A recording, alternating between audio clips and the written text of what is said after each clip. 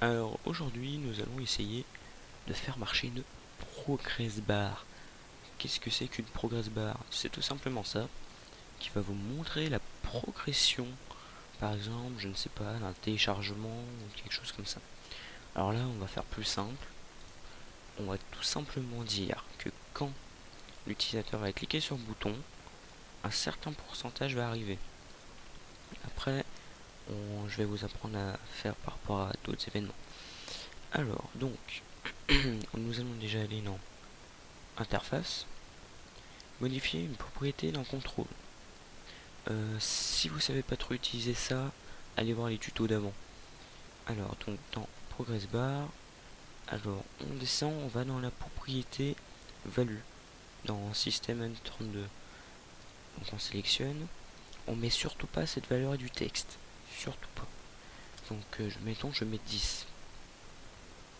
Voilà. Alors on va exécuter le projet. Ouais, non, ça a peut-être arrêté. Ouais, ça a arrêté de laguer, c'est bon. Alors voilà, quand je clique, oui, voilà, un certain pourcentage s'est ajouté. Mais comme vous voyez, on clique, ça fait rien du tout. Donc c'est pour cela que, par exemple, je pourrais mettre 20, 50, 100. Sauf que pour vous montrer, pour vous démontrer d'ailleurs que ça marche, on va juste afficher un message 1, voilà, par exemple. Et par la suite, dans l'interface, modifier une propriété, toujours progress bar, la propriété value, voilà, qui va être, mettons, à 25 ou même 50, comme ça ira plus vite. Et après l'autre pour dire je sais pas, final par exemple, voilà. Et après ici on va mettre toujours la propriété value qui sera de mettons 95. Et par la suite on va essayer juste de mettre une petite variable pour voir mettons si l'utilisateur il y a une erreur, mettons il y a une erreur. Alors donc mettons il y a une erreur, donc on va afficher un message, on va mettre même erreur R, hein, parce que voilà. Voilà, donc oui, non, icône attention, voilà. Vous les vous non, continuez, tiens. Valeur ER, voilà. Donc là, si vous avez à peu près utilisé, ça va pas être bien compliqué. On va dans on va dans interaction, non pas dans interaction juste. Voilà, on va dans général, on fait créer une condition. Si la variable R est égale à yes, ah oui c'est en anglais, faut pas oublier c'est yes no.